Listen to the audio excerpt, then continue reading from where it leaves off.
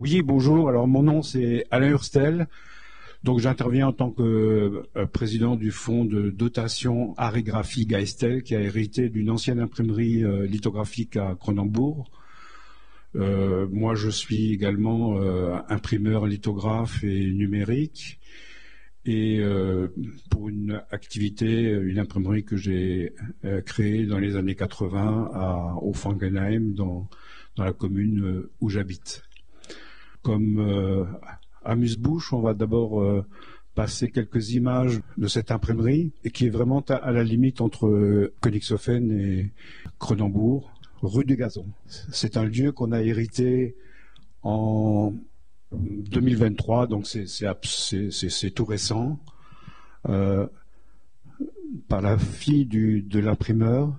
Donc là, vous voyez quelques presses de cette imprimerie, le bureau dessinateur, un stock très important. Il y a à peu près 1600 pierres matrices, où sont donc inscrites tous les besoins publicitaires des entreprises de la région entre les années 1910 et 1950, qui est la durée de vie de cette imprimerie. Heureusement, on a une bonne collection des bons à tirer. Donc vous voyez quelques échantillons, on a quasiment, je pense, tous les bons à tirer, on a des centaines de bons à tirer. Donc des documents qu'on donnait aux clients avant de lancer vraiment la grande production.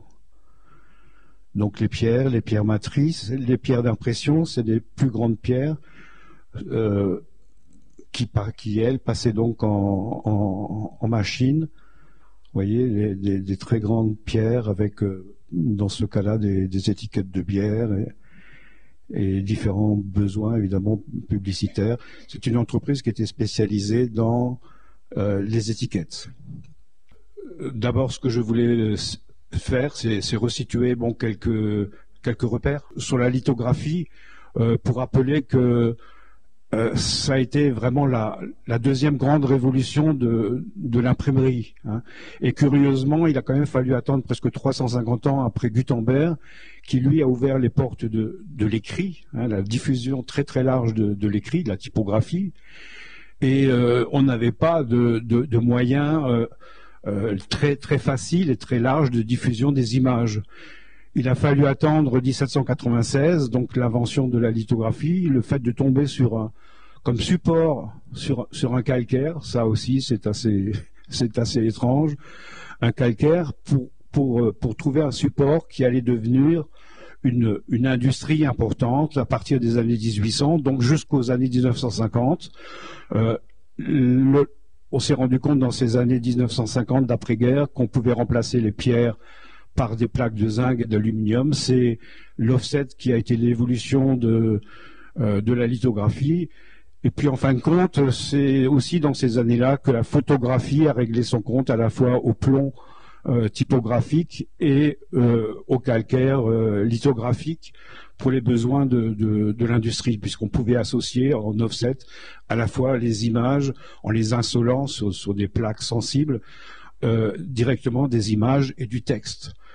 Et donc c'est à ce moment-là que cette imprimerie s'est arrêtée. Et ce que je voulais vous montrer, c'est que lorsqu'on a inventé effectivement la lithographie et lorsque les premières expérimentations se sont faites, ça a été un engouement absolument fantastique, puisque la lithographie a permis une créativité qui était absolument inimaginable auparavant. Alors, il y a notamment les travaux de Midol. C'est un graveur qui a travaillé, puisque beaucoup de dessinateurs lithographes avaient une formation de gravure sur cuivre en taille douce, et on s'est rendu compte qu'on pouvait effectivement faire la même chose sur des pierres lithographiques. Et donc là, on a pu imaginer et réaliser, par exemple, des abécédaires, donner vraiment des ailes à la typographie qui était quand même très contrainte par le plomb, même si on avait pu imaginer différentes casses. Vous voyez, par exemple, le Midol, donc c'est les années 1830, hein, qui a été des ouvrages qui ont été imprimés chez un grand lithographe de Strasbourg qui était installé rue du Dôme, qui s'appelait Émile Simon et fils, et qui s'est amusé à créer des alphabets diaboliques, comme vous voyez là, des abécédaires forestières, et vraiment, ça a été l'explosion, la créativité complète. Ça, c'était également un travail en gravure sur pierre lithographique. C'est une technique qui n'est plus beaucoup utilisée aujourd'hui en lithographie artistique, mais qui permettait effectivement de faire des travaux d'une très très grande finesse, et surtout qui rendait possible une diffusion extrêmement large. Je vais vous parler maintenant de l'histoire de cette imprimerie. Mon intervention ressemble plus à un conte de fées qu'à une communication savante, parce que donc on rentre dans une imprimerie qui a démarré d'abord à Neudorf. L'imprimeur s'est associé à un autre imprimeur en 1910 qui s'appelait Gabelmann à Neudorf, et s'est implanté à Cronenbourg dans les années 1920. C'est à ce moment-là qu'ils ont recruté également un jeune qui s'est formé pendant presque une dizaine d'années, qui était le dessinateur principal de cette imprimerie, qui s'appelait Franz Scheck, et qui est resté d'ailleurs jusque dans les années 50, donc qui marque la fin de cette imprimerie-là. Il a été recruté en 1927 par donc Joseph Geistel, qui est l'imprimeur qui a pris cette initiative. C'est une histoire familiale et qui a pris de l'ampleur juste dans les années 1930, et ils se sont spécialisés sur le créneau des besoins publicitaires de l'époque, des entreprises. Donc des étiquettes principalement, des affiches. Ça c'est des travaux de Gabelmann, par exemple des blasons. Elle a poursuivi sa vie jusqu'en 1947, où l'imprimeur Joseph Geistel est décédé. Le dessinateur qui avait la responsabilité de la production de cette imprimerie, où travaillaient à peu près une douzaine de salariés, avec bien sûr des métiers très, très différents, puisque un des métiers importants, c'était de pouvoir reporter des pierres matrices vers les grandes pierres d'impression. Vous voyez bien que sur les grandes pierres d'impression qu'il fallait mettre les étiquettes les unes à côté des autres, et quand on fait un travail en couleur, il fallait effectivement faire la même chose pour les différentes couleurs. On va imprimer couleur après couleur, comme on le fait d'ailleurs dans beaucoup de procédés des arts graphiques. Et cette imprimerie s'est arrêtée donc en 1952, après une grande commande d'ailleurs encore qu'ils ont eue de Schützenberger, une commande d'1,2 million étiquettes de bière, puisque Schützenberger c'était une brasserie. Alors la commande est là, vous voyez, 500 000 étiquettes, donc c'est en 50. D'un type d'étiquette, 500 000 d'une autre, 200 000 étiquettes d'une troisième sorte de bière, ça fait 1,2 million. Franchement, je pense que c'est un travail monumental, et sur lequel ils ont dû. Je pense que c'était la dernière très grosse commande qu'ils ont eue, sachant qu'il y a 38 étiquettes sur une bière. Vous imaginez le nombre d'impressions qu'il faut pour imprimer effectivement la totalité de ces étiquettes, et puis surtout ensuite pour les découper. C'était quand même un travail qu'on a du mal nous encore à comprendre. Voilà la famille réunie, avec la fille, c'est celle qui nous a légué l'imprimerie, et elle était à côté de son père qui était Joseph Geistel, l'imprimeur, et dans ses bras le petit Franz, qui lui n'a pas pu faire justement cette grande transition vers l'offset. Ils se sont équipés quand même d'une insoleuse, également des blocs de fonte qu'on pouvait poser sur les presses lithographiques pour imprimer des plaques de zinc, mais il n'était pas en capacité à 21 ans de prendre la relève de cette imprimerie. Et par contre, il a préservé toutes les machines, tout est en place, exactement dans le même tempo qu'elle s'est arrêtée en 52. Donc tout a été bien préservé et nous avons la possibilité de faire redémarrer donc les 5 presses, ces 3 presses motorisées, également 2 presses à bras. Ça c'est Eugénie à 22 ans. Ça c'est Eugénie à plus de 90 ans parce qu'elle a participé également avec moi et d'autres à la création de l'association Espace Européen Gutenberg, des passionnés de l'imprimerie en 2004, mais n'a pas voulu qu'il se passe quoi que ce soit rue du Gazon tant qu'elle y habitait, et donc elle est décédée, elle, en 2023. Alors notre projet, c'est à la fois de créer de pouvoir faire ouvrir au public cette imprimerie musée, parce que c'est pas un musée reconstitué, on rentre dans l'imprimerie des années 1910 à 1950, telle qu'elle s'est arrêtée en fait en 1950, et donc c'est à la fois une imprimerie musée qui permet de rentrer et d'expliquer et de prendre connaissance de la révolution qu'a été l'invention de la lithographie pour l'imprimerie. Et on va y associer également un atelier de lithographie artistique pour lui donner de l'avenir, parce que la lithographie artistique, évidemment, a poursuivi son chemin après les années 1950. Vous devez en savoir quelque chose, ceux qui sont passés à l'atelier de lithographie de l'école. Moi-même, j'ai accueilli plusieurs stages d'étudiants de l'école dans ma propre imprimerie à Offengenheim.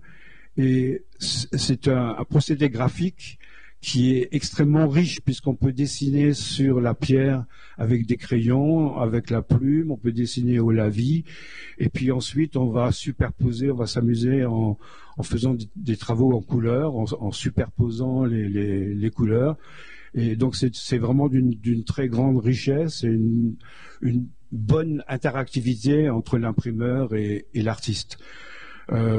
On va y installer aussi un petit labo photo, parce que la photolithographie, dont les procédés ont été mis au point dans les années 1870, ont été bien étudiés. Par contre, elles ne sont pas rentrées dans la production industrielle.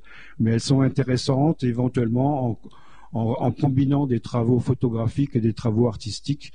Évidemment, c'est dans ce sens-là que ça peut être intéressant, y compris d'explorer toutes les techniques de la photo alternative, un cyanotype, Van Dyck, phototypie et autres. D'autre part, le projet est également de transformer une petite maison vétuste en salle d'exposition qui pourra servir à la fois pour l'imprimerie musée, pour exposer les œuvres qui seront créées dans cet atelier de lithographie artistique, et également au quartier. On voudrait que ce projet-là s'inscrive comme lieu culturel nouveau à Cronenbourg. Hein, donc, pour nous, c'est important qu'il soit... D'ailleurs, les gens du quartier sont extrêmement motivés, et c'était une imprimerie qui était un peu cachée, et qui est restée secrète jusqu'à ce qu'on y rentre effectivement en 2023. Et donc nous sommes contents là de pouvoir démarrer. Alors il n'y a pas encore d'ouverture publique qui est possible. On a des grands travaux à faire pour aménager bien sûr des WC, le chauffage, l'isolation, enfin les accès PMR. On était à la recherche de 340 000 € pour pouvoir entamer ces travaux. On a commencé à y organiser quelques visites. On va ouvrir aussi d'ailleurs pour le jour du TAC Der Druckkunst. C'est en Allemagne une initiative qui ressemble un peu aux portes ouvertes chez nous, où les ateliers d'artistes et les imprimeries, les musées d'imprimerie ouvrent au public. Donc nous, on y participe comme quasiment, je crois, exclusivement français. Et ça sera le 15 mars. On a déjà organisé pour la journée du patrimoine des ouvertures au public. Et on est content de constater le ressenti, effectivement, d'intérêt de tous ceux qui rentrent dans ce lieu. Alors avec l'école, nous sommes aussi heureux de tester, d'expérimenter cette combinaison entre le patrimonial et la créativité artistique qu'on veut développer. Et c'est une expérience que nous allons entamer dans des conditions qui ne sont pas au top, hein, puisqu'il n'y a pas de chauffage. On vient juste de brancher de l'eau dans l'imprimerie. Pourtant, en lithographie, effectivement, comme c'est un procédé qui est basé sur l'opposition du gras et de l'eau, on a besoin quand même de pas mal d'eau. On va y faire, à la fois, il y a une possibilité de démarrer un travail artistique. Il y a aussi tout un travail de mémoire qu'on va démarrer et qu'il est possible peut-être d'entamer. Nous avons des travaux maintenant de l'inventaire à la fois de tous les bons à tirer, des 1600 pierres. Et on veut établir aussi des partenariats, évidemment, avec des entreprises qui sont encore existantes, comme par exemple les pains d'épices, Furtwängler, il y a encore des marques de bière, de chocolat, comme Chocolat Châle et d'autres, pour arriver effectivement déjà à ce financement. Et on est à la recherche aussi d'un soutien. On l'a déjà d'ailleurs au niveau du quartier. Les gens sont très intéressés qu'il n'y ait pas un immeuble collectif important à la place de cette maison. Et voilà, et j'espère que on fera effectivement une expérience intéressante. Et il y aura une visite d'organiser demain avec, en tout cas, ceux qui veulent participer à cette aventure-là. Merci beaucoup.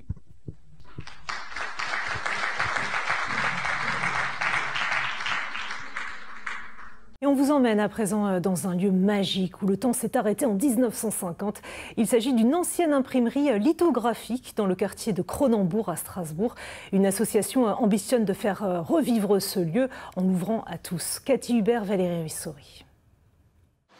Cette maison de l'ancienne imprimerie Geistel raconte une belle page de la lithographie alsacienne.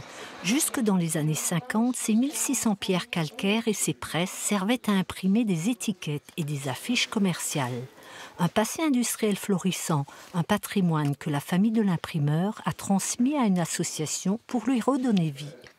C'est absolument exceptionnel, c'est unique.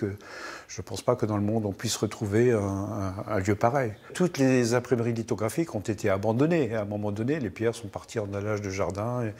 Les presses, on avait besoin de place pour mettre des machines offset. Donc c'est vraiment une chance phénoménale de ce legs.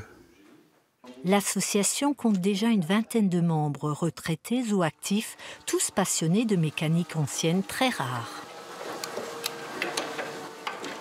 Il y a juste un moteur et pas d'électronique. Et ça fonctionne encore très bien, c'est très robuste. Il faut juste un peu l'entretenir où il est, 2-3 fois par semaine. C'est une satisfaction quand on arrive à les refaire tourner comme ça peut être à l'époque. Surtout les gens à côté qui sont émerveillés, quoi. Notre but, c'est de faire un lieu à Strasbourg dédié à l'imprimerie, où des arts contemporains puissent utiliser des vieilles machines. Parce qu'il n'y a rien à Strasbourg sur les métiers de l'imprimerie, qui est la ville de Gutenberg. C'est quand même terrible. La lithographie est toujours source de belles rencontres artistiques. À Haut-Frankenheim, Alain a installé un atelier il y a plus de 40 ans. L'alchimie se crée avec l'artiste. Il faut savoir qu'on dessine à l'envers. Il faut prévoir la quantité de couleurs et tout ça, on les fait en avant dans notre tête. Je crois qu'une fois que je dessinais sur une pierre, Je ne peux plus arrêter. Moi, ce que j'aime, c'est la liberté d'expression, la possibilité de dessiner sur la pierre comme si c'était une feuille. Ça me donne vraiment de la joie. Pour que l'imprimerie de Cronenbourg tourne à nouveau, l'association a encore beaucoup de travail sur la planche. Pour collecter des fonds, elle organisera un vide-maison le 25 mai.